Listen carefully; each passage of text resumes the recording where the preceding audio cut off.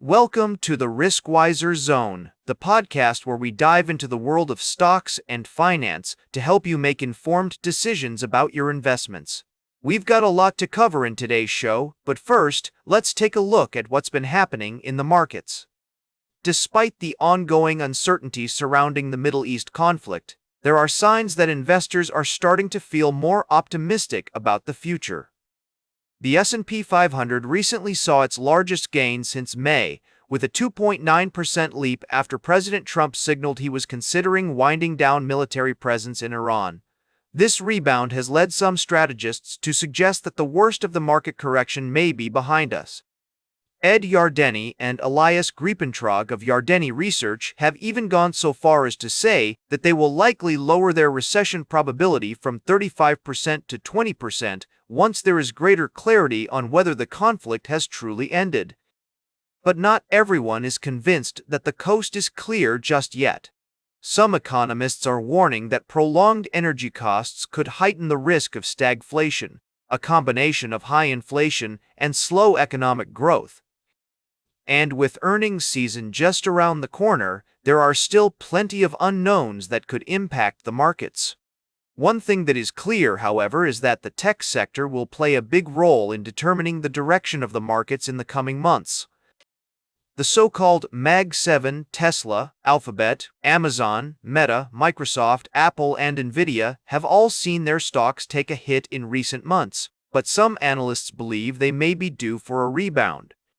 As we navigate these complex and often conflicting signals, it's more important than ever to stay informed and up to date on the latest developments. That's why we're here to bring you the latest news and insights from the world of stocks and finance. We'll be right back with more from the world of stocks and finance on the Riskwiser Zone. Welcome back to the Riskwiser Zone. We're exploring the latest developments in global markets and economies. Our middle segment today focuses on the recent movements in the Australian stock market, as well as updates from the US. We've seen some significant shifts due to ongoing geopolitical tensions, particularly the conflict in the Middle East, which has impacted oil prices worldwide. The Australian dollar has been trading at around US 69.99, and this fluctuation is closely watched by investors and economists alike. In Australia, companies like Guzman y Gomez have made headlines with their quarterly sales results, showing a stronger than anticipated growth of 6.6% in like-for-like sales. This is an interesting development, especially considering the challenges faced by the retail and food sectors due to economic uncertainties. On the other hand, global events such as the U.S. employers hiring more workers than expected last month and the improvement in the unemployment rate have provided some positive signals for the economy. However, the cost of petrol has seen significant leaps since the beginning of the conflict, with the average price for a gallon of regular petrol nearly reaching US $4.12 across the country.